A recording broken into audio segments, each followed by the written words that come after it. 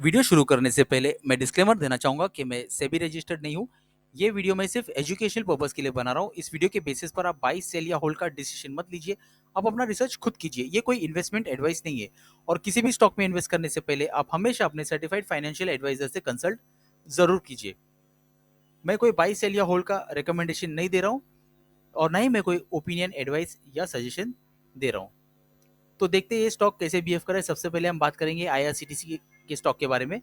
ये जो मैंने बनाया यहाँ पर हॉरिजॉन्टल सपोर्ट स्टॉक का, यहाँ देखिए स्टॉक ने जब भी इसके नीचे क्लोजिंग दिया है यहाँ से, लेकिन यहाँ से सपोर्ट लेके स्टॉक ऊपर गया। ये देखिए इसके नीचे क्लोजिंग दे दिया था स्टॉक ने यहाँ पर, लेकिन सपोर्ट लेके ऊपर गया।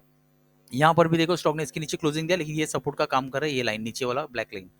ओके, तो ये भी एक सपोर्ट, यहाँ से भी सपोर्ट लेके ऊपर जा रहा है। फिर उसके बाद स्टॉक ने कहा को, ये देखिए यहाँ पर भी एक क्लोजिंग दिया था इसके नीचे, फिर लेकिन स्टॉक ऊपर गया है यहाँ से सपोर्ट लेके।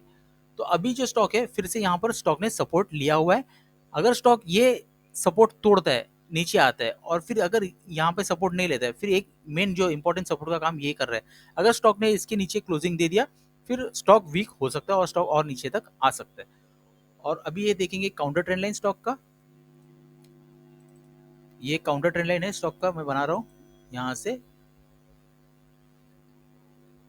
ये देखिए ये काउंटर ट्रेंड लाइन है।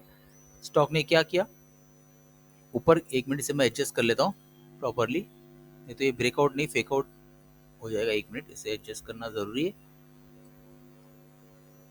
यहाँ से मैं इसे कनेक्ट कर देता हूँ। ओके, यहाँ देखिए यहाँ पर जो हुआ था स्टॉक ने इसका ब्रेकआउट, ब्रेकआउट बोलते ये थोड़ा ऐसा एक पॉप आउट था, पूरा ब्रेकआउट नहीं बोल सकते इसे एग्जैक्टली पूरा। तो स्टॉक ने इसके ऊपर जाने की कोशिश की, यहाँ पर भी जाने की कोशिश की, लेकिन स्टॉक सस्टेन नहीं किया, स्टॉक नीचे ही गिरा। यहाँ पर भी ऊपर जाने की कोशिश किया, क्लोजिंग भी दिया, लेकिन स्टॉक ऊपर नहीं गया, फिर स्टॉक नीचे गिरा। तो अगर स्टॉक अभी जैसे मैंने बताया नीचे आएगा तो स्टॉक कैसे वीक हो सकता है, चांसेस है वीक होने के। अगर ये तोड़ दिया तो स्टॉक वीक हो सकता है और नीचे तक फिर स्टॉक जा सकता है। अभी तो ये एक इंपॉर्टेंट का सपोर्ट का काम कर रहा है स्टॉक के लिए। तो अगर स्टॉक अगर इसको तोड़ता है, इसके ऊपर स्टॉक ब्रेकआउट देता है आने वाले टाइम में, यहाँ इसके ऊपर ये लाइन, ये लेवल के ऊपर, ये जो लाइन है ये कैंडल के ऊपर स्टॉक निकल जाता है, सोचिए इसके ऊपर अगर कोई यहाँ पर कोई कैंडल बनता है, यहाँ पे कंसोलिडेट करके इसके ऊपर ब्रेकआउट देता है, तो आने वाले टाइम में स्टॉक के लिए ये एक रेजिस्टेंस का काम कर सकता है।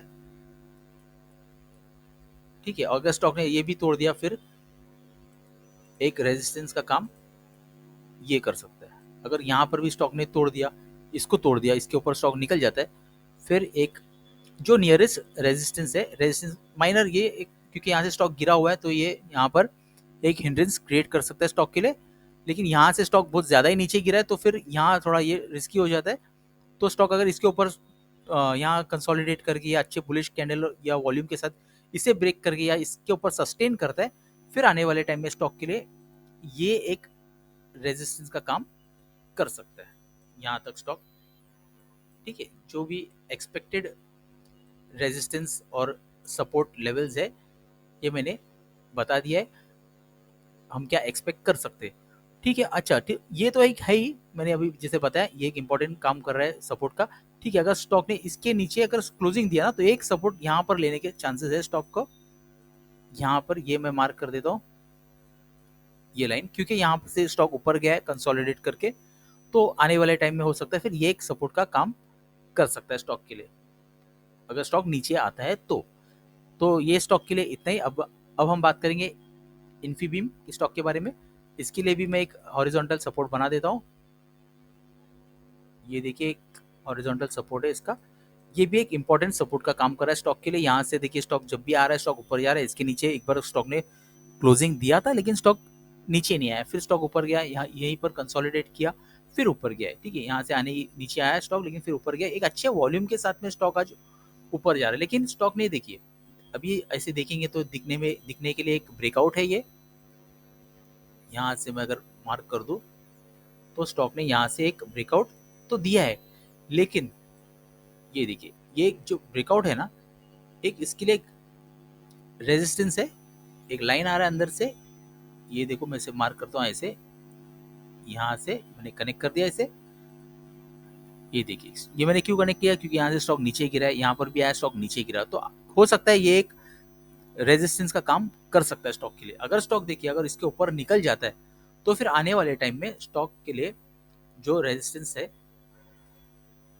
ये एक रेजिस्टेंस का काम कर सकता है, ये नियरेस्ट रेजिस्टेंस है, हो सकता है स्टॉक के लिए। अगर स्टॉक ने इसका भी ब्रेकआउट दे दिया, इसके ऊपर स्टॉक निकल जाता है अच्छे वॉल्यूम के साथ या यहाँ पर कंसोलिडेट करता है, तो फिर आने वाले टाइम में ये रेजिस्टेंस का काम कर सकता है स्टॉक के लिए, एक ये और एक ये, एक ये, ओके, ये एक दो, और यहाँ पर भी स्टॉक एक रेजिस्टेंस ले सकता है क्योंकि स्टॉक यहाँ से नीचे गिरा हुआ है,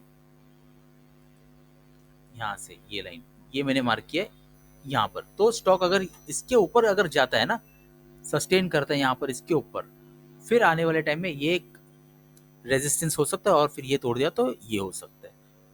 और अगर स्टॉक नीचे जाता है, सोचिए अभी जैसे कि यहाँ मैंने ऑलरेडी बता दिया ये एक इंपॉर्टेंट सपोर्ट का काम कर रहा है स्टॉक के लिए, तो यहाँ के लिए अगर स्टॉक नीचे आता है, इसको अगर स्टॉक तोड़ देता है तो ये एक सपोर्ट का काम कर सकता है, ये यहाँ पर एक स्टॉक सपोर्ट ले सकता है क्योंकि इससे पहले स्टॉक ने यहाँ से 2 बार सपोर्ट लिया हुआ है। और अगर स्टॉक इसको तोड़ देता है, ये सपोर्ट को भी तोड़ता है, अगर नीचे जाता है स्टॉक तो फिर एक सपोर्ट का काम ये जोन भी स्टॉक के लिए कर सकते हैं। ये अगर स्टॉक ज़्यादा अगर नीचे गिरता है, मार्केट अगर बेरिश होता है, तो ये एक सपोर्ट का काम कर सकता है स्टॉक के लिए आने वाले टाइम में। देखिए कोई मैं 100% गारंटी नहीं दे रहा हूँ, ये वीडियो में सिर्फ एजुकेशनल पर्पज़ के लिए बना रहा हूँ, मैं कोई बाई सेल या होल्ड का रिकमेंडेशन नहीं दे रहा हूँ। ठीक है, आप अपना रिसर्च खुद कीजिए। तो ये स्टॉक के लिए आज के 2 स्टॉक्स थे, बस आज के लिए इतना ही। मिलते हैं मेरे नेक्स्ट वीडियो में, तब तक के लिए गुड बाय।